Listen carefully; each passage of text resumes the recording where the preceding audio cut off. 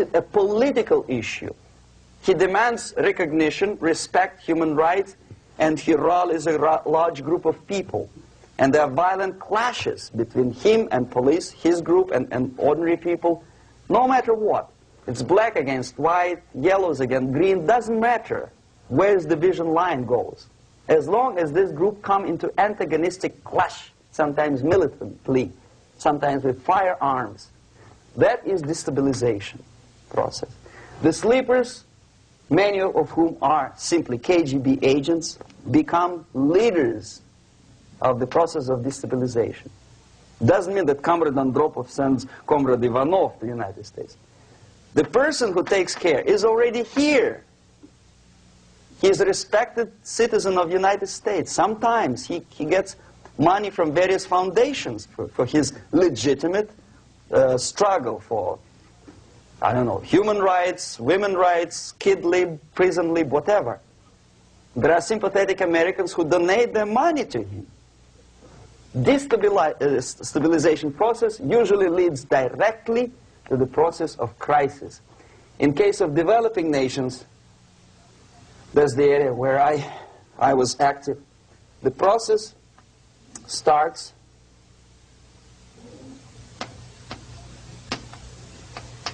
when the legitimate bodies of power, the social structure collapse. It cannot function anymore. So instead, we have artificial body injected into society, such as non-elected committees. You remember I was talking about them here. Social workers who are not elected by people, media who are self-appointed rulers of your opinion, some strange groups which claim that they know how to lead society forward. They don't usually. All they care is how to collect donations and sell their own concocted ideology, mixture of religion and ideology. Here, we have all this artificial body claiming power. If the power is denied to them, they take it by force. In case of Iran, for example, all of a sudden we have revolutionary committees. What kind of revolution? There was no revolution yet, and yet they had the committees. They were taking power of judgment. They had the power of execution, they had the power of legislation, and that they had the power of judicial. All of them combined in one person, who is half-baked intellectual, sometimes graduated from Harvard University or Berkeley. He comes back to his country and he thinks that he knows the answer to all the social, economical problems. Okay? Crisis is when society cannot function any more productively. It collapses, obviously. That's the word for crisis. So therefore, the population at large is looking for a savior. The religious groups are expecting a messiah to come. The workers say, we have family to feed. Let's have a strong government, maybe socialist government, centralized, when somebody put the employers on their place and let us work. We are sick and tired of going to strike and missing overtime and all that stuff. We need some strong man, strong government, a leader, a savior is needed. Population is sick and tired already. And here we are. We have a savior.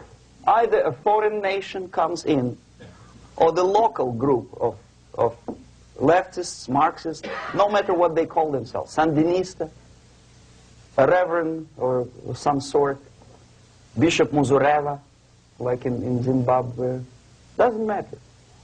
A savior comes and says, I will lead you. So we have two alternatives here. Civil war and invasion. Okay? See how it goes? Civil war, we know what it is. Lebanon is the best example. The civil war, which was artificially implanted in Lebanon by injection of force of PLO, Palestinian Liberation Organization.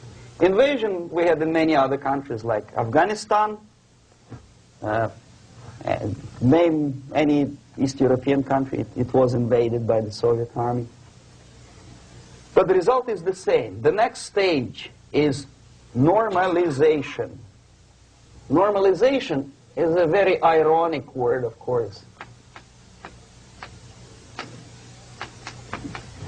It is borrowed from 1968 situation in Czechoslovakia, when the Soviet propaganda and after them New York Times declared the country is normalized. The tanks moved into Prague, so there's no more Prague Spring, there's no more violence. Normalization. At that stage, the self-appointed rulers of the society don't need any revolution anymore. They don't need any radicalism anymore. So this is the reverse from destabilization. Basically, it is stabilizing the country by force. So all these sleepers and activists and social workers and liberals and homosexuals and professors and Marxists and Leninists are being eliminated physically sometimes. They've done their job already. Okay? They are not needed anymore. The new rulers need stability to exploit the nation, to exploit the country, to take advantages of the victory. Okay? So no more revolutionaries, please. And that's exactly what happens in a number of countries. You remember Bangladesh? This is the crisis in which I was instrumental. First they had Mujibur Rahman. In 1971, he was the leader of People's Party, Awami League, with mustache like Stalin. He was in Russia many times. In 5 years, he was shot by his former colleagues, Marxists. He fulfilled his function. In Afghanistan, it happened 3 times. First there was Taraki, then there was Amin, now there's Babrak Karmal. They killed each other successively, one after another. The moment he fulfills his duty, the first one demoralized country, the second destabilized, the third one brought it to crisis. Goodbye, comrades. Babrak Karmal comes from Moscow and put into the seat of power. Same thing happened in Grenada recently. Maurice Bishop, Marxist, was killed by Austin, what's his name, General something, who was also a Marxist. Right? So no more revolutions, please. Normalization now. From now on, no more strikes, no more homosexuals, no more women lib, no more kid lib, no more lib, period. Good, solid, democratic, proletarian freedom. That's it. Now, to reverse this process takes enormous effort. When today, United States had to invade Grenada to reverse the process of subversion. Some people say, boy, this is not good, it's not kosher to invade the beautiful country, island of Grenada. Well, why didn't you stop the process here, when Grenada was just approached by leftists? Why not to prevent Maurice Bishop to come in power in the first place? Did Grenadians want him? Very questionable. They didn't know who was Maurice Bishop in the first place. He came to power by coup d'etat himself. Okay? No, we let the situation develop further and further and further until the crisis and normalization very soon. And then the United States decided to invade country, discovering that the country was absolutely a military base for the Soviet Union. Of course it's a drastic measure. Of course it's a pity that Marine Corps had to lose, what, 17 lives. Very bad. Why not to stop the process before it comes to crisis? Oh, no, intellectuals will not let you. It's interference into domestic affairs. They're very careful not to let American administration to interfere in domestic affairs of Latin American countries. They don't mind Soviet Union interfere in these affairs. Okay. So to reverse this process, from here, it takes only and always military force. No other force on earth can reverse this process at this point. At this point, it does not take military invasion of the United States Army. It takes strong action, like in Chile. A CIA covert involvement to prevent the savior from outside to come into power and to stabilize country before it erupts into civil war.